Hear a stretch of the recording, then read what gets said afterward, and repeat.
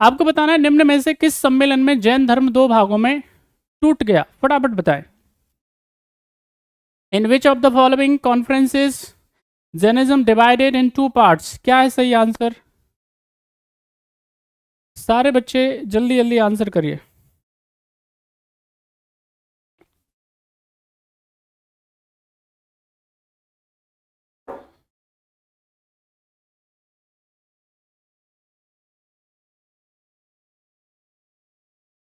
सारे बच्चे जल्दी से आंसर करिए। आपको बताना है कौन सी जैन काउंसिल में जो है जैन धर्म दो भागों में टूट जाता है, फटाफट आंसर करो। चलिए इसका जो आंसर है वो क्या है? फर्स्ट जैन काउंसिल, ठीक है कि नहीं?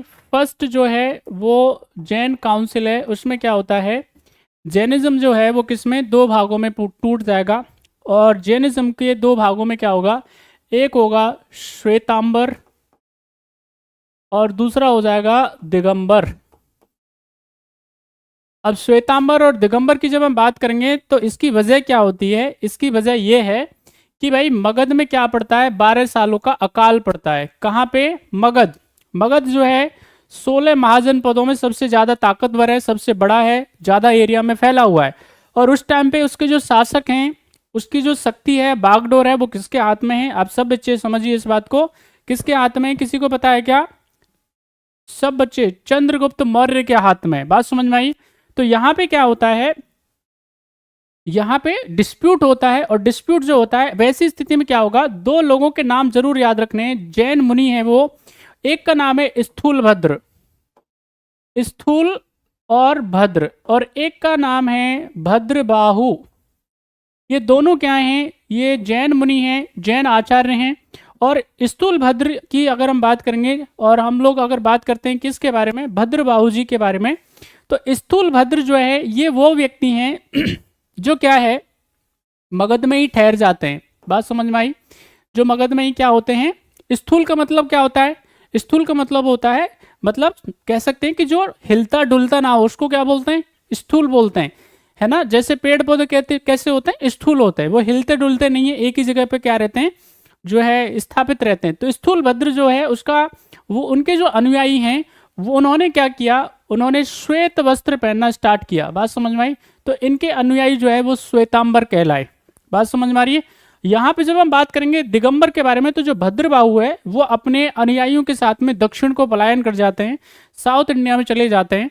और साउथ इंडिया में आप देखेंगे कि श्रवण बेलगोला और आसपास के क्षेत्रों में चले जाते हैं। वहीं पे आप देखेंगे कि बाद में क्या होता है, चंद्रगुप्त मौर्य भी श्रवण बेलगोला जाता है, जैनिज्म को फॉलो करता है, और उसके बाद में वहां पे सल्लेखना विधि से अपने प्राण उत्सर्ग करने का काम करते हैं चंद्रगुप्त मौर्य। बाद में क्या बन जाते हैं, वो जैन बन जाते हैं, जैनिज्म को अनुयायी करने वाले बन जाते हैं। तो यहाँ पे ये बात जो है भाई आपको याद होनी चाहिए, प्रथम जैन संगति जो है वो किसके, इसकी अध्यक्षता जो करी जाती है वो किसके द्वारा, भद्रबाहु जी के द्वारा करी जाती है। इसका जो सही आंसर है वो क्या है, ए इज द राइट आंसर। सारे बच्चे अगले सवाल का आंसर करिए फटाफट से, क्या होगा क्वेश्चन नंबर 9 का सही जवाब। सभी आंसर करो, सभी जल्दी से तेजी से आंसर करना है।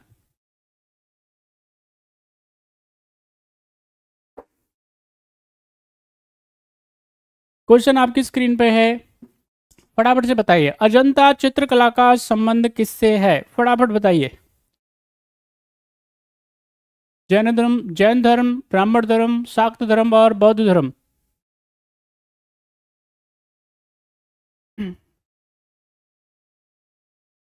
सारे बच्चे आंसर करो भाई। हम्म,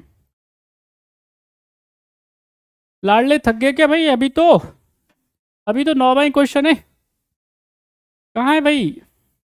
चलो बढ़िया है, सभी बच्चे आंसर करो और पलायन नहीं करना है।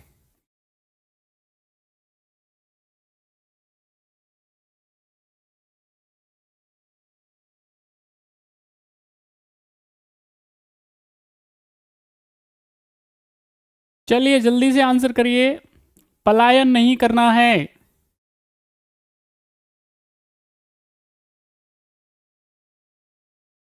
बिल्कुल सही आंसर है। देखिए जब हम बात करेंगे किसके बारे में, अजंता के बारे में, तो अजंता की जो कैब है वो कहाँ पे है? महाराष्ट्र के औरंगाबाद के आसपास के क्षेत्रों में। बात समझ में? लगभग 50 किलोमीटर के आसपास जाएंगे आप तो वहाँ पे हैं।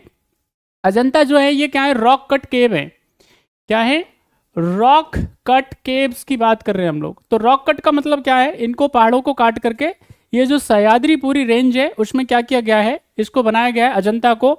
घोड़े की नाल की तरह है इसकी संरचना, यानी कि आप ऐसा कह सकते हो हूफ जो होता है घोड़े का जो खुर होता है, ठीक है कि नहीं, उसकी जो नाल होती है उसी की संरचना में इसको क्या किया गया? काट के बनाया गया है।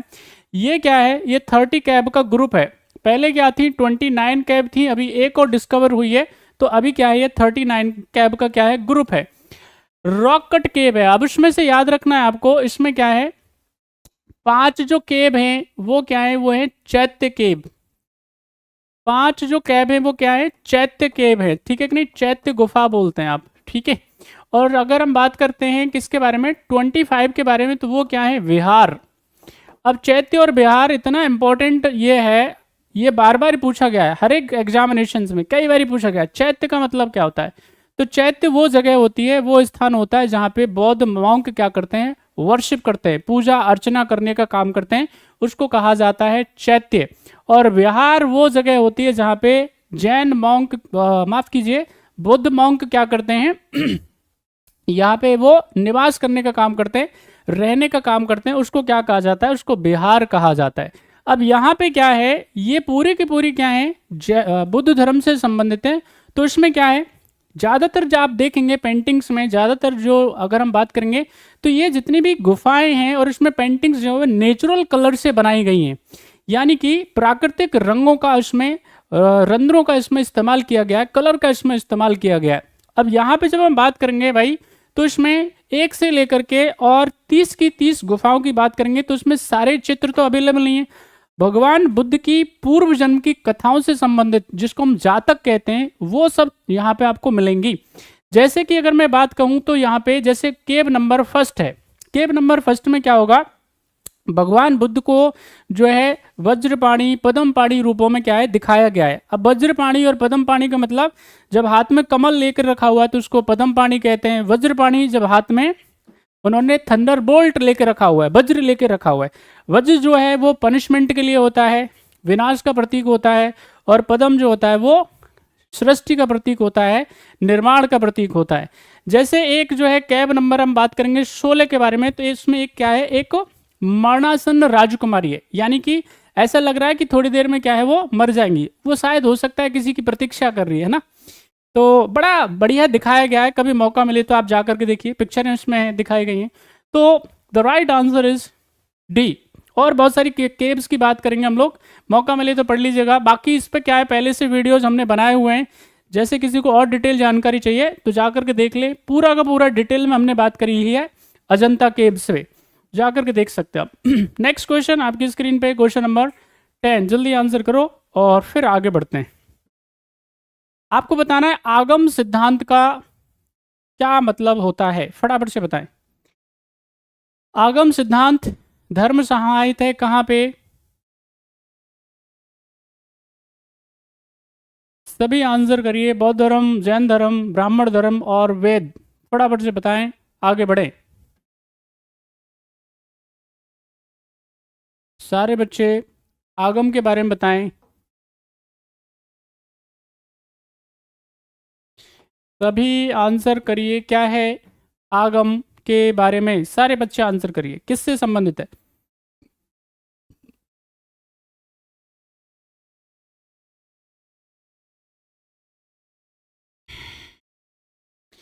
चलिए भाई, यहाँ पे जब हम बात करेंगे आ का मतलब क्या होता है? आ का मतलब होता है आप्त, यानी कि हम इसका बोल सकते हैं कि जितने भी श्रेष्ठ पुरुष जो होते हैं उनकी जो शिक्षाएं होती हैं वो, ठीक है कि नहीं, जितने भी श्रेष्ठ पुरुष होते हैं, जिनको जो ज्ञानी जन होते हैं, उनकी शिक्षाएं।